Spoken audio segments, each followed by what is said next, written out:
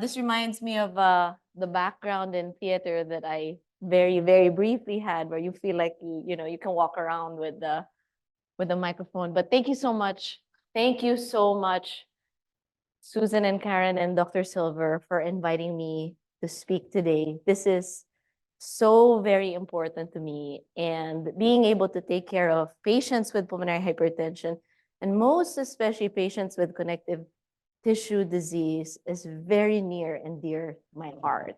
And it is actually kind of why I decided to go into pulmonary vascular disease, because it's one of the tougher subspecialties of pulmonary medicine, and you really have to have the heart for these patients if you're gonna stick to a disease like this. And so my hope is for all of you is, when I curated this talk, my hope is that you walk away with a better understanding of why knowing about pulmonary hypertension is important in scleroderma.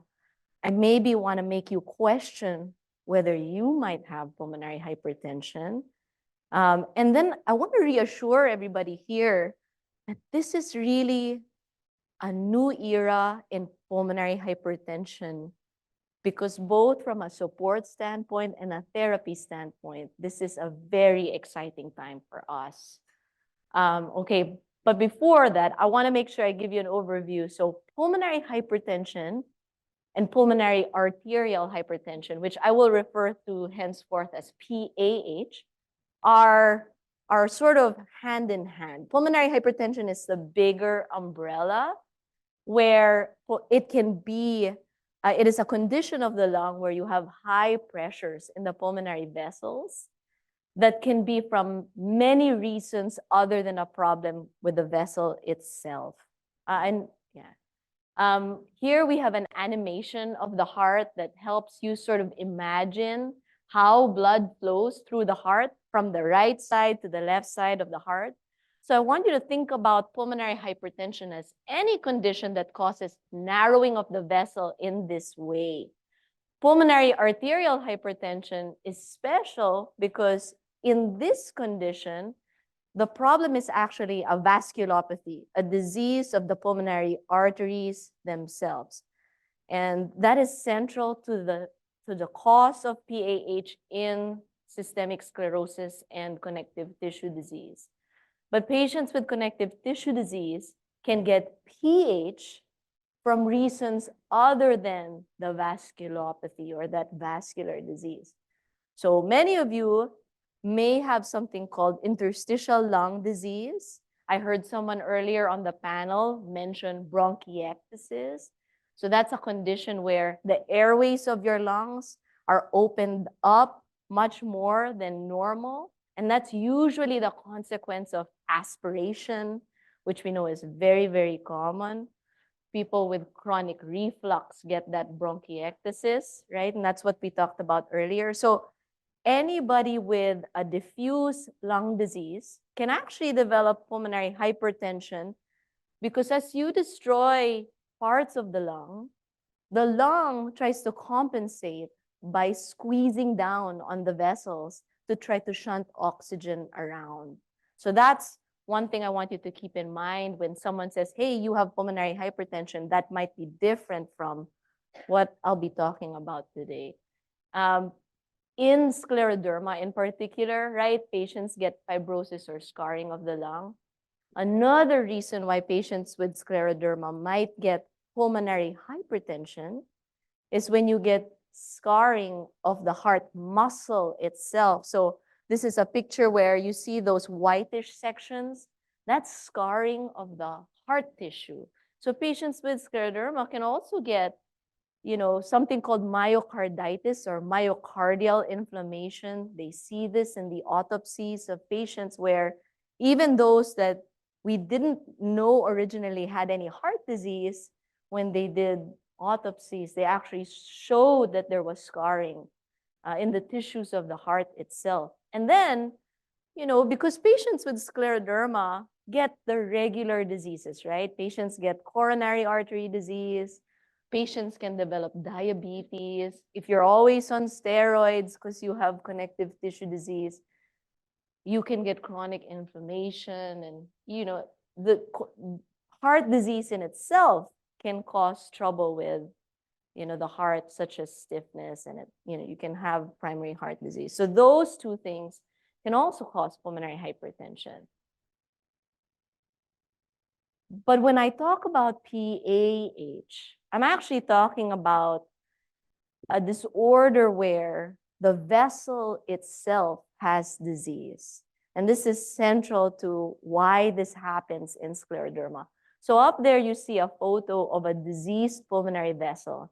And you can see, can you see my pointer? This is the inside layer of the pulmonary vessel.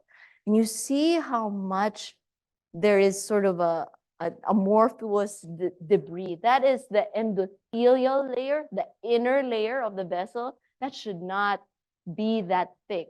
It is usually a one-cell layer of cells. And this is what happens in patients with PAH, where inflammation can cause disruption in this layer of cells so that they proliferate, meaning they multiply, and they stop producing things that help the vessels relax. These things such as nitric oxide and prostaglandin. And it results in a very narrow pulmonary vessel. And so these are what patients with PAH's hearts have to work through. So when I try to describe to patients, I say, imagine like you're drinking coffee from a straw, and that's what your heart usually uses to pump blood through to the lungs. And then imagine if it suddenly becomes like a coffee stirrer, right? Those little red stirrers where it's narrow. And you know how much harder it is to sip coffee through that? That's sort of what your heart feels like when it's trying to push blood from one side to the other. Yeah. That's okay. Yeah, I can do that. Mm. Oh, there you go. Okay, so part of the talk today is going to really focus on, scleroderma and pulmonary arterial hypertension. Why is it that we miss this so often? And what are clues that you might have pulmonary arterial hypertension? We're going to talk about how it gets diagnosed. We're going to talk about how it gets treated. We're going to talk about how here at MUSC, there are tons of clinical trials, and all over the country, there are many clinical trials that have been looking at pulmonary arterial hypertension, how we can treat this early, improve outcomes, and then hopefully I get left with enough time to answer some of your questions about the new therapies and whatever questions you have. Okay, so that was a physical picture of the pulmonary vessel. This is sort of a graphic illustration of what I was describing earlier. So that's that endothelium, and this is the diseased one. And you can see that there are many types of cells, bopping in and out here around, these vessels. And that includes the endothelial cell, a smooth muscle cell, a fibroblast, which is very important in connective tissue disease, and macrophages. And the reason why scleroderma, I often say, is a question, it's more of a when rather than if for a lot of patients, is the hallmark of scleroderma is really inflammation and fibrosis. Yeah. Oh, sure. Okay. Oh, that's okay. Just for the people online, I'll stay here. I'm kind of. It's okay to move, but when you want to point out. No worries. I'm a little height challenged, so most of the time podiums are like this. So I have to. Yeah. All right. So no problem. But this is what I'm talking about, that inner layer, right? And that's how it should look. One cell layer, and then this is what a diseased cell looks like. And I just want to remind you, this is probably not the audience I need to remind, but generally the hallmark of scleroderma is where the immune system kind of tricks your tissues. That's the whole concept of autoimmunity, into thinking that it's injured, there's inflammation, There's collagen that is produced, and that's what causes the thickening and scarring in the skin and other places in the body. And one of those places is the blood vessels of the lungs. We know that because there's no cure, there's a great emphasis to treating it when your organs are affected. And there's a lot of emphasis on trying to catch these things early before they have a chance to progress. So in patients with scleroderma, as I mentioned earlier, there are different ways in which you could develop pulmonary hypertension. There's that pulmonary arterial hypertension. And when you use an ultrasound of the heart, they say that you can actually, there's about a 20 to 35% prevalence of scleroderma in these patients. So when you flash this slide of how there are 300,000 patients in the United States with scleroderma, my mind already goes to, oh, how many of those? How 60,000 people may actually have pulmonary hypertension diagnosed by echo. I would take the upper number here. 20% of those are would be diagnosed with a procedure called a right heart cath that I'll talk about in a minute. Patients with scleroderma get interstitial lung disease-related pulmonary hypertension. In about 10 to 30% of patients with scleroderma, you can get myocardial involvement. And then there's a small percentage that get something called pulmonary veno-occlusive disease. And if that's not bad enough, there's also an increased incidence of patients who have chronic blood clots from scleroderma that get a type of pulmonary hypertension called CTEPH. The most common cause of associated pulmonary hypertension is actually connective tissue disease. And the most common connective tissue disease patients that get PAH are scleroderma patients. Women are affected more than men, and those who have genetic African ancestry are 2.5 times more likely to have pulmonary arterial hypertension related connective tissue disease than many other races. The type of antibody that you have, so some of you might know the type of antibodies that you have when you were diagnosed. So of those, it's those who have limited scleroderma or anti-SCL70, anti-topoisomerase. If those sound familiar, these are the scleroderma patients who are more likely to get scleroderma-associated pulmonary hypertension. But like I said, we see this in many patients. And the problem is the symptoms are so nonspecific. Fatigue. Earlier in the panel, I heard someone say, when you're first diagnosed, you're like hit with a ton of bricks and you're so tired. There's so many reasons why patients with scleroderma might feel fatigue that, when they first see a provider, it might not come to mind. Shortness of breath when walking. And why that is you use so much more of your heart and your lungs when you need to exercise. So if before you used to do yoga or basketball and all of a sudden you start to notice you're not able to tolerate that as much, a lot of people miss the diagnosis. Lightheadedness, dizziness, and leg swelling, as well as feeling full after you've eaten, that's usually signs now of beginning heart failure. And that's usually, the time when it's a little bit later in the course. So for a lot of patients, the average time of diagnosis usually is 2 to 3 years by the time they see, a pulmonologist with expertise in pulmonary hypertension. And this hasn't really changed. And hearing all of you talk about this today, it seems like it's also the same situation for scleroderma, the diagnosis by itself, right? Like it takes a while before you see enough providers who have the expertise to diagnose scleroderma.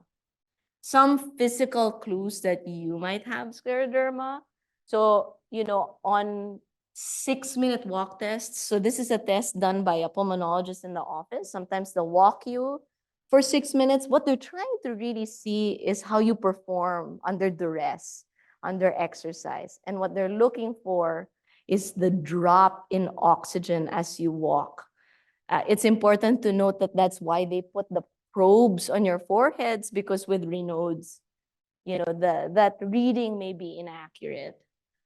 In some patients, they'll notice for some reason, the trigger for when they got diagnosed with pulmonary hypertension is when they suddenly had an increase in their telangiectasias, those little vessels that you see on your faces, on your chest.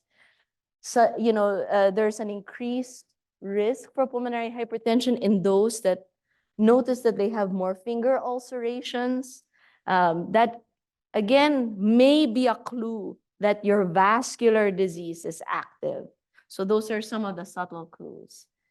New finger ulcers, right? So if you think about all of these, the reason why there's an 18-fold increased risk of PAH when, there are these new vascular lesions, just is because scleroderma is a multi-system disease, right? So if you can see it in one spot, it may be a clue that you have it somewhere else, especially if after being treated, for some reason you still feel short of breath. In diagnosing PAH with scleroderma, some early things your physicians might do is an EKG. So if you see a cardiologist, one of the first things they'll do is get an electrocardiogram, which is an electrical picture of your heart. But note that just because it's normal, that doesn't mean you don't have pulmonary hypertension. And these are just some of the specific findings that we see.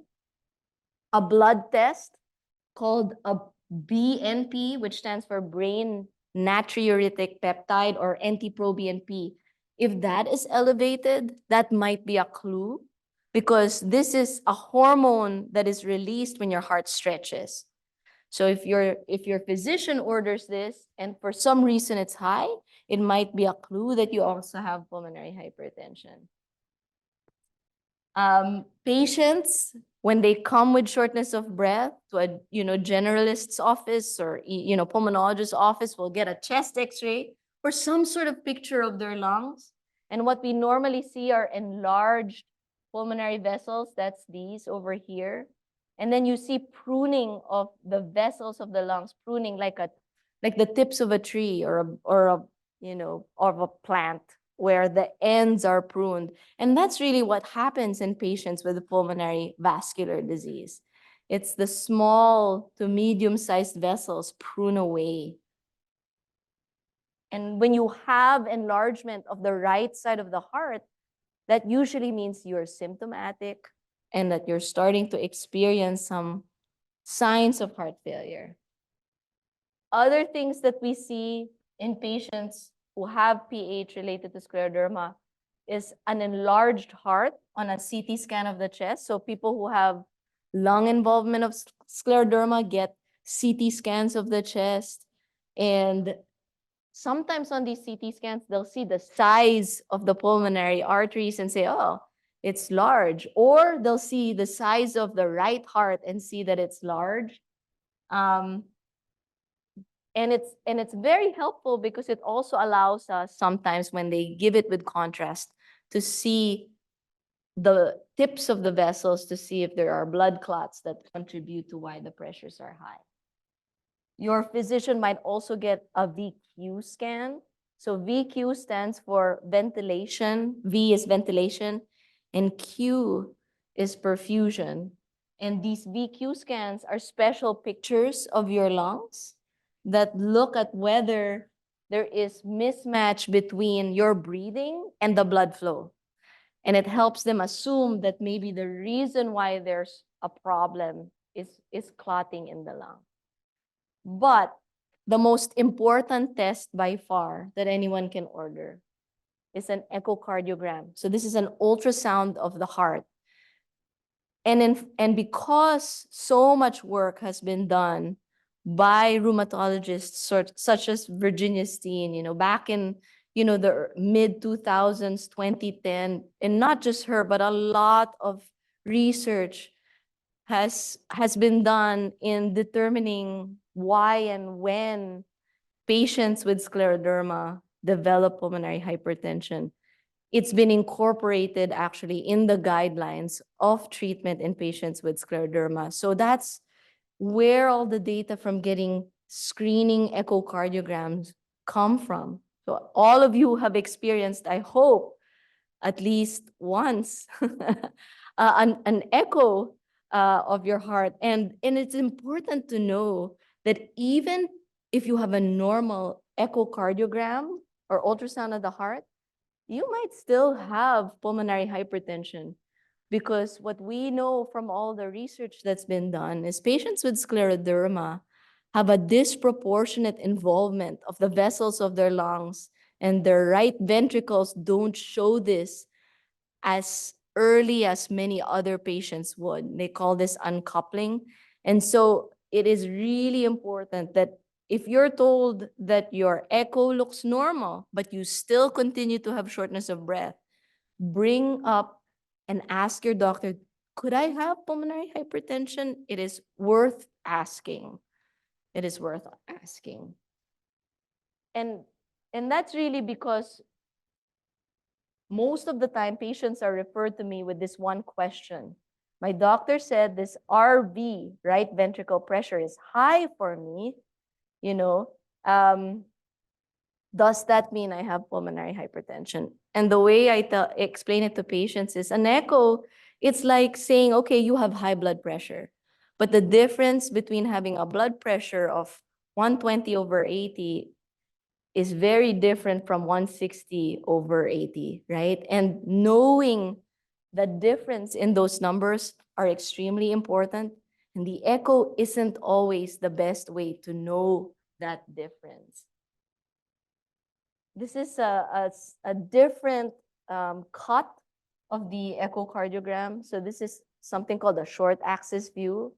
So this is where you're looking at the heart from the front end, and I included an anatomical picture so you can imagine, what happens. So this is the right side of the heart, and this is the left side of the heart. It should never look that way, right? The right side of the heart usually has, thin muscles and behaves like a bellow where it receives blood. Whereas the left side of the heart is this strong, powerful muscle that squeezes. It should never look the other way around. And so in patients with progressed pulmonary hypertension, that's what happens to the right side of the heart. Then it starts to muscularize, and the right heart was never meant to do that. And when you see it on the ultrasound of the heart like this is the right side of the heart, and you see how it's almost crushing the left side of the heart. That's when patients feel lightheaded. They feel like they suddenly get up and they, feel like they're going to pass out. Those are late signs, and that usually accompanies swelling and gaining weight in your belly or other places in your body, because the heart has to work harder against higher pressures. And so ultimately, the diagnosis of pulmonary arterial hypertension requires that we do a procedure called a right heart cath. And a right heart cath is where a physician, normally a cardiologist, goes in, usually through the neck or maybe sometimes through the groin. And this is different from a left heart cath that patients who have heart attacks or coronary artery disease have to undergo. This is one where, they go in through the large vessels of the neck called the vena cava, and they go in and measure every single chamber. So, No, I just saw somebody jumped in this room. I'm just gonna put them in here. Okay. So we just let them in. put this on. Oh, thank you, thank you. And what we're looking for really are the differences in the pressures in each chamber.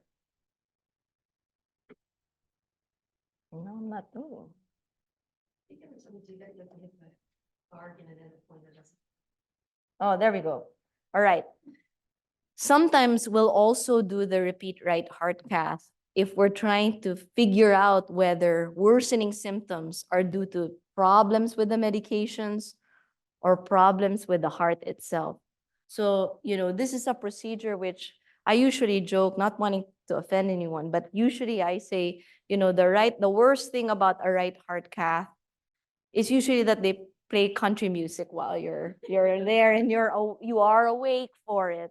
So for those of you that like country music, it's probably not the worst, but they numb your neck before they do it. They are excellent here, and they have great taste in music. But it's extremely important that I tell you that not all right heart caths are done correctly. And if you are out there in the community, it's frustrating for a lot of patients because they often will come here and will say we need to repeat the right heart cath because there are certain things that we need to know as a pulmonary vascular disease center. And it's not to put you through the same procedure twice, but it's also to get approval for the medications that you might need. So that's really an important sticking point. Okay.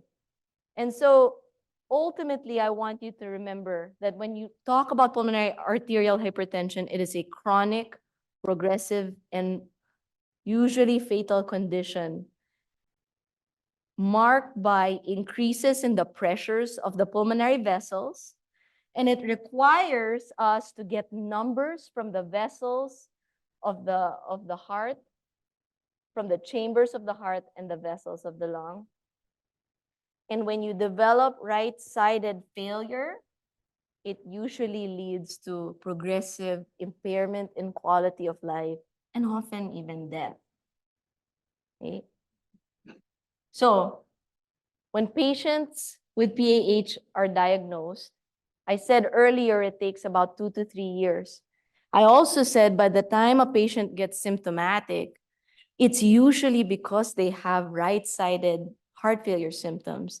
And so this slide kind of gives you an idea of what functional class patients are at by the time they come to any pulmonary hypertension center. So functional class is essentially how we as physicians subjectively grade your symptoms of shortness of breath and exercise capacity. Because if someone told me I'm short of breath, I can't really compare one patient versus another. Someone might be, an Olympic athlete and say, I'm not that short of breath, and someone might be a couch potato. It requires that we sort of have a more objective way of understanding someone's subjective complaint of shortness of breath. So we use something called a New York Heart Association or WHO functional classification to see how patients feel. And I go back to this slide and say, regardless of what registry of pulmonary hypertension patients we look at, so the REVEAL registry is a registry of patients in North America, so US and Canada. There's over 3,000 patients. You look at the French registry, you look at the Swedish comparer registries, which are, in Switzerland. So these are all over, Europe and the United States. And you can see that majority of the patients are diagnosed at a class 3, where they feel markedly limited. Resting symptoms might be normal, but they're unable to perform chores around the house without symptoms. They have significant impairment in quality of life. What are the therapies that we have for pulmonary hypertension? Well, in that first slide I showed you, I said, I put that animation of that vessel that's squeezing down, right?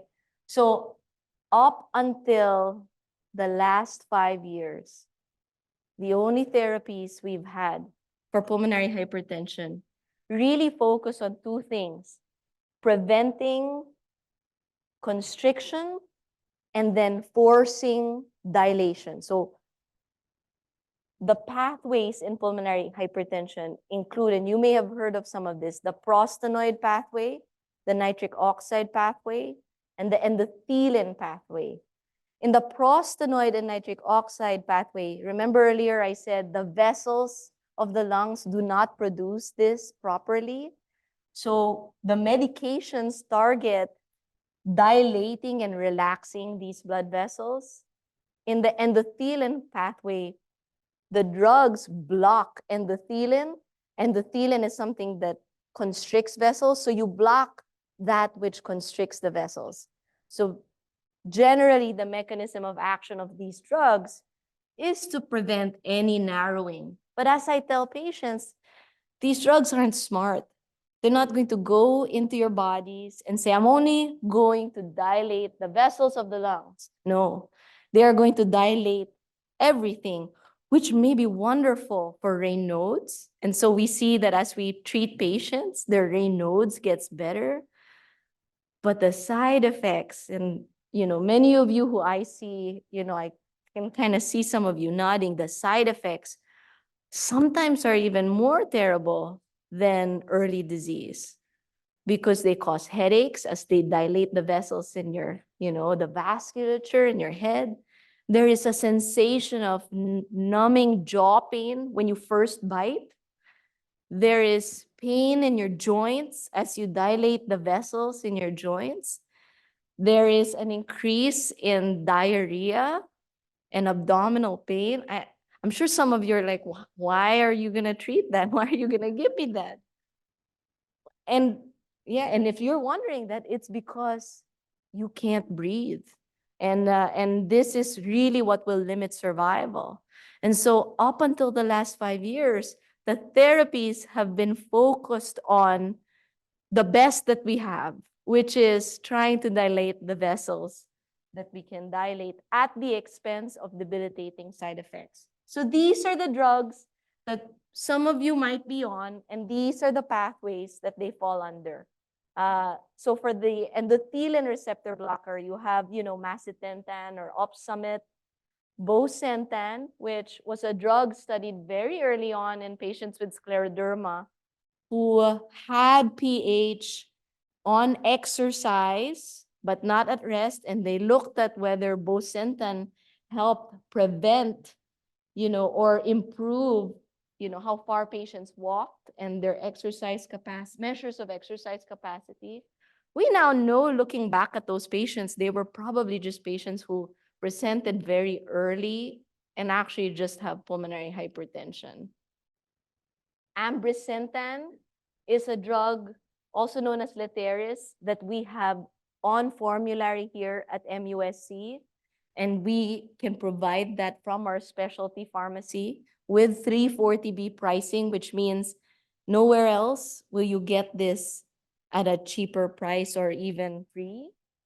In the nitric oxide pathway, we have these 3 drugs, sildenafil, that also goes by Revatio or Viagra, tadalafil, which goes by Alik and Adcirca, riociguat, which is a mouthful to say for a lot of people, which is also called Adempas, and then your prostacyclins.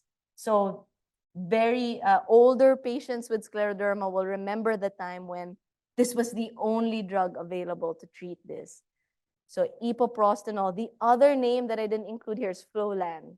So epoprostenol, which is Velici or Flolan, treprostinil, which comes in 3 forms: subcutaneous, IV, oral, and inhaled. And then you have Orinitram, which is an oral form of treprostinil, and then Slexipag, which also goes by Uptravi. The drugs that are in orange are drugs that were especially looked at in scleroderma. All right. So I had said earlier, some of you may have been around at the time when the only drug that we had to offer patients was really epoprostenol or, Flolan. And you can see how far we've gone in terms of drug development, right? Where this was when the prostacyclins were approved in the early 2000s. People started testing the endothelin receptor antagonist. That's your bosentan, ambrisentan, macitentan. This is when the use of the PDE5 inhibitors were. So that's your sildenafil, tadalafil. And then finally, it was in 2013 when riociguat or Adempas was introduced.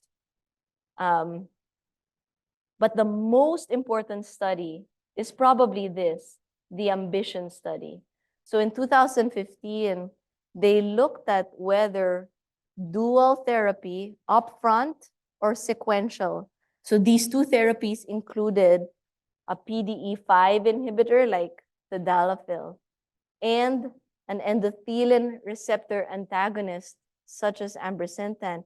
If a patient that was diagnosed was put on this upfront or one after the other versus a patient being on just one, they found patients lived longer. There was a longer time to worsening of these patients, a longer time to need transplants, and a longer time to need therapies such as atrial septostomy, which is what they used to do, that has fallen out of favor, where they put a hole between the right and the left side of the heart to help decrease that pressure.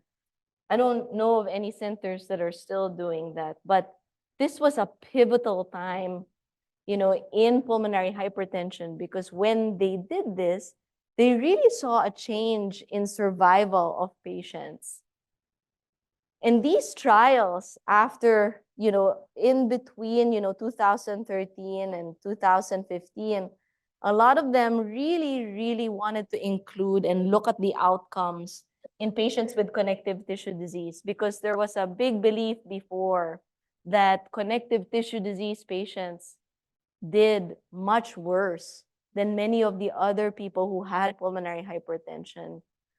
But personally, I think that because rheumatologists have pushed for doing screening echoes early and have pushed for detecting pulmonary hypertension early through different screening protocols, I think that that has really changed the game for a lot of patients with scleroderma.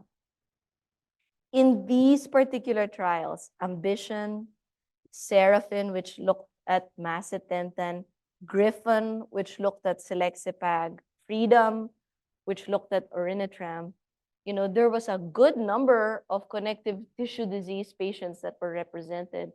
And really the teaching now is the risk of death for patients with connective tissue disease is really close to that of patients with just idiopathic pulmonary hypertension.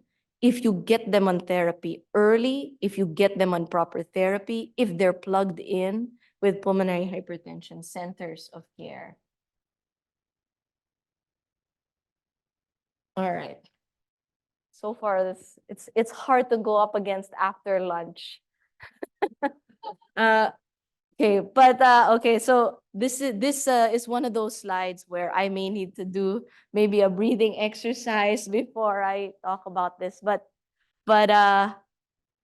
let's stop here, and I'm gonna just remind everyone that at this point, right, I showed you how over the last 20 years, what started as a disease that only had one drug, a disease that is pretty morbid and is by far the most common cause of death in patients with scleroderma, ILD and PAH. A lot has changed in terms of, access to therapy.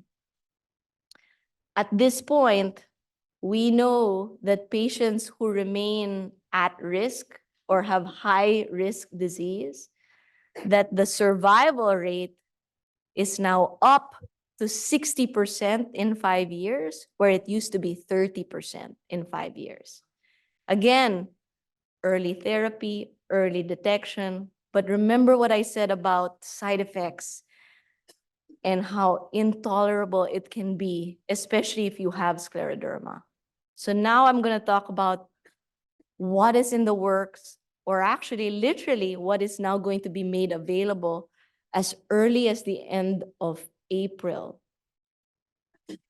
So a new drug called sotatercept hit, you know, hit the what was approved by the FDA on March 26th of this year, March 26th, and we met with Merck this week, and enrollments are starting, and anyway, I'm gonna pause there, but I want to talk about what this drug does.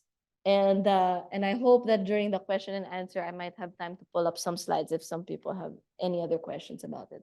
But sotatercept, is a drug that is called an activin ligand trap. So in this photo, you can see sotatercept binding to activin. So when we talk about pulmonary hypertension and fibrosis in the pulmonary vessels, there are sort of two things on a seesaw, right? You have, a bunch of cells that are driving that proliferation that I showed earlier. And then you have your natural body's way of counteracting that proliferation. So that's your anti-proliferative arm and your pro-proliferative arm. And there is what we know an imbalance in the pathways in patients who develop pulmonary hypertension, especially in those with a form called familial pulmonary hypertension, where they have a problem with this BMPR2 receptor. This is why this is hard after lunch.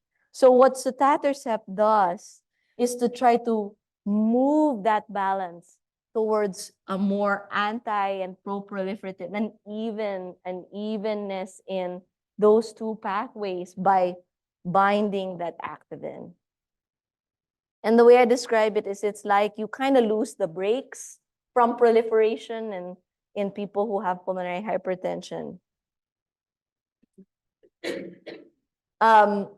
Some of the side effects that they saw, so this was a drug that was really only given to patients on a clinical trial basis.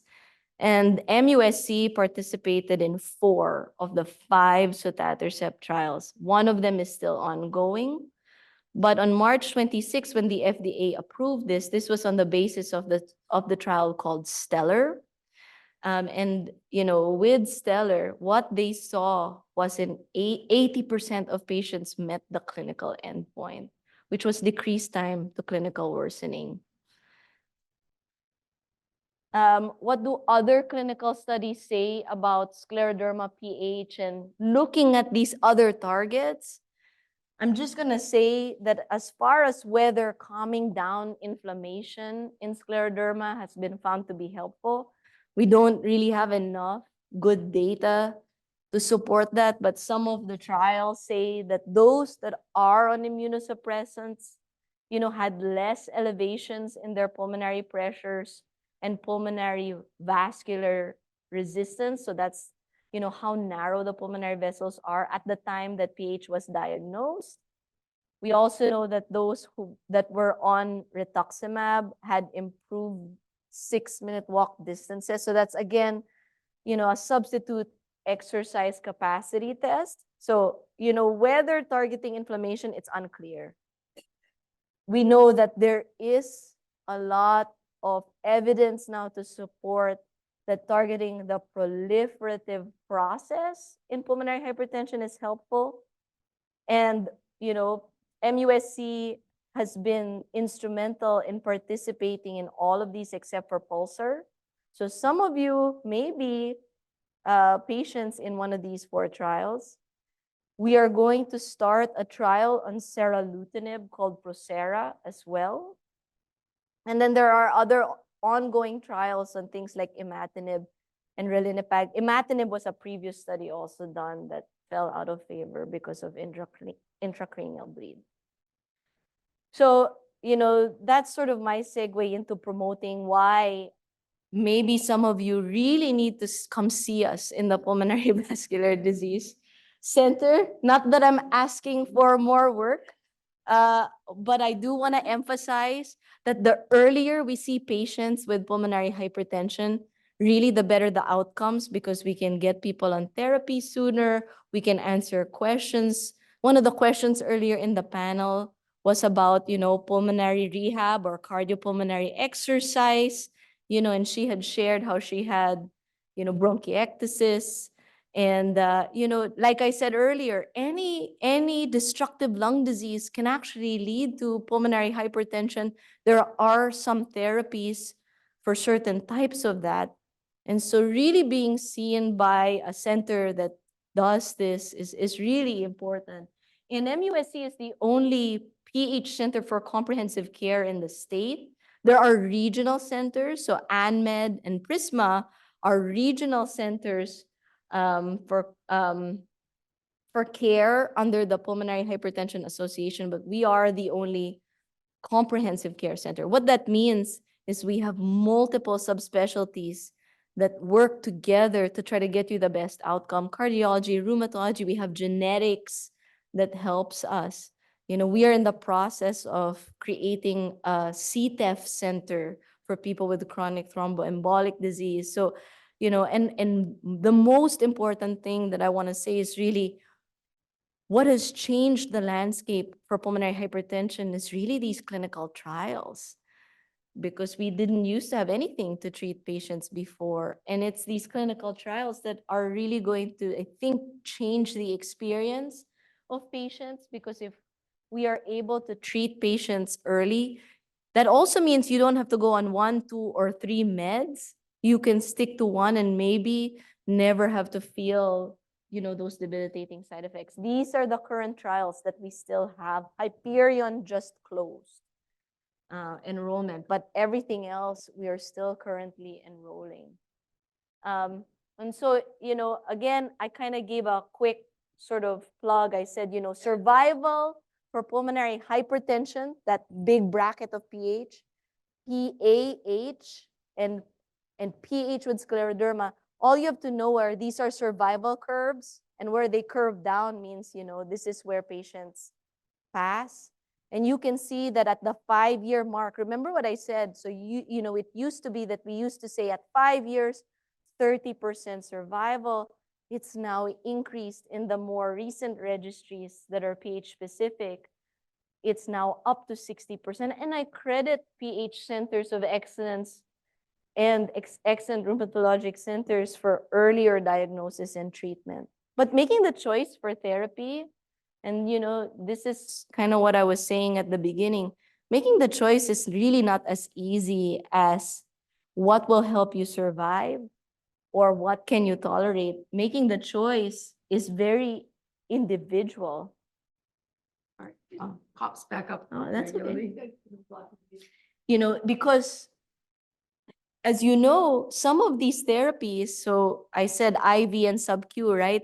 When you're treated with IV therapy, this is done through a catheter that's inserted into your heart. You carry around a little fanny pack or a little bag with a pump. Patients with scleroderma sometimes can't operate these pumps because of how severe, their fingers are diseased. Patients with scleroderma that want to do sub-Q therapy, sub-Q means subcutaneous, under your skin, suffer from such pain because their skin is already so tight. You're talking about putting in a drug that when it infuses into your body causes you to feel like you have cellulitis for 2 weeks. It's a lot. So, it's a lot. So the choice for patients has a lot to do with what they can tolerate and the support that they have. There's also a lot of stress for both the patient and the caregiver, right? Like, who gets to administer these medications, who has to deal with, sometimes the bigger impact is on the finances of not just the patient, but the caregiver and the family, because these drugs are hard to get at and very expensive. Just to give you an example, a month of abrasentan is about $15,000. I don't know anyone that pays that. People say that the average cost of therapy for PH is about $100,000 per patient. I won't tell you how much sotatercept costs. I do know that. But they said it's $13,000 per subcutaneous injection, and you're going to be giving that every 3 weeks. So that, but when I say that, right, the stress is really for patients to figure out, how do I get insurance to approve that? Those are the things that sometimes physicians don't see. So even if your general pulmonologists can diagnose PH, they can prescribe the medications that you need. When they are not a PH center, they are not set up to get you those drugs. So I will often get patients who are like, oh my gosh, it took 3 months. And in that time, my symptoms progressed. And it was so many tears just trying to get that medication in the first place. And that's why I really urge you to try to go to a PH center. Usually it can only be prescribed from specialty pharmacies such as Acredo or CVS, Caremark. But here at MUSC, we actually hold some of these specialty drugs in our own pharmacy. How we decide whether patients need more than one therapy depends on their risk of death. And so it's important that at the visits of patients with PH, people are doing something called a REVEAL risk score. And really the goal of every PH clinician is to get patients to low risk. So that's sort of what I was saying, 30% survival in the past, 60% survival now. These are people who, once they get to low risk, their survival significantly improves. Okay. And then in Europe, they use, a more sort of involved risk stratification score. This is really just a slide that sort of goes and looks at, again, survival from the time of diagnosis is poor if their scores are high risk. And the reason why we need to be doing these risk stratification scores are, if you look at the yellow, so these are people who are intermediate risk, and these are people who are red, who are high risk. They're the ones that matter, right? So these are where physicians make mistakes when they just go by gestalt. Like, I think you're fine, versus actually doing, testing, the walk, echoes, PFTs. So it's really important. And it's really at PH centers of care that you get that proper risk assessment.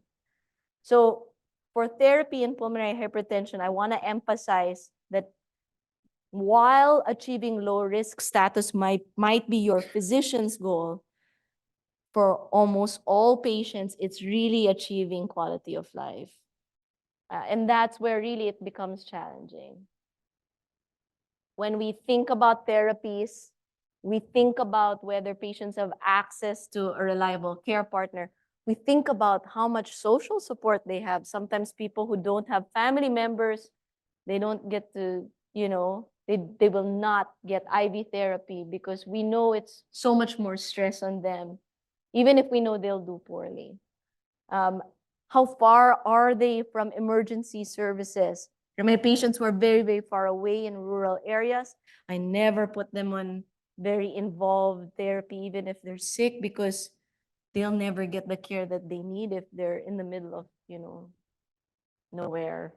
I think about the things that give them trouble when they take the drug. So when swallowing is impaired, right? Like whether it's a tablet or a capsule, one of the things we're working on is getting a liquid ambrisentan to try to make it easier for patients. And then we think about, the cognitive ability to handle medication. So, whether patients are so stressed, so depressed, so overwhelmed, or do they have the, cognitive capacity to calculate, doses or to get themselves out of trouble. So, this is what we see and we're like, well, this is what you need.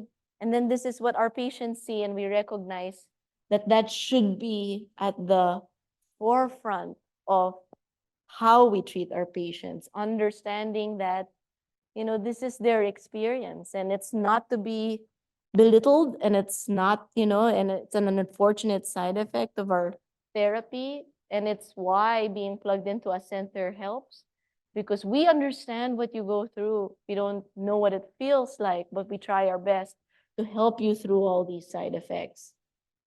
And so, my goal really is to try to move our Pulmonary Hypertension Society to really integrate palliative care into the practice of pulmonary vascular disease, because a lot of patients don't understand or even know or have ever heard of palliative care, which is a branch of medicine that seeks to see patients where they are and aims to support them and really look at their symptoms and really try to get that under control so that they can tolerate therapies. It is underutilized in patients with PH. Only 2% of PH patients in 2022 were ever referred to palliative care, and it's usually at the end of their life, right? And majority of these patients, even if I already told you how terrible this is, majority of patients never had that conversation with their physician about where they're going to pass or how they're going to pass. So it's really, to me, mission critical that this be something we do far more often, because if depression, anxiety, and symptoms were better treated, therapies would be better tolerated. So just to end, and I know my time's almost up. PH scleroderma, there's lots of treatments now. There's still no cure. And even if I told you sotatercept is wonderful, it's new and it is not a cure. And there are certain things to be afraid of with sotatercept. Each patient is unique and special, and it's important to find the right physician to work with you and tailor your treatment so that it fits you. There's a lot of research that's being done in this field. And I heard someone say that it is really important to have support networks and know where your resources are. So for those that have PH in this room, there's the PHA, the Scleroderma Foundation, I'm sure will have hopefully access to, the resources as well. And then getting together as a group to advocate for improved access to care and therapy, lobbying, so that people can get proper oxygen even. For me, that's a huge pain in my side, right? Oxygen, as simple as that. So, I'm going to end with that and say, we are at a new era in PH therapy. And it's very exciting. It's very exciting. Thank you so much.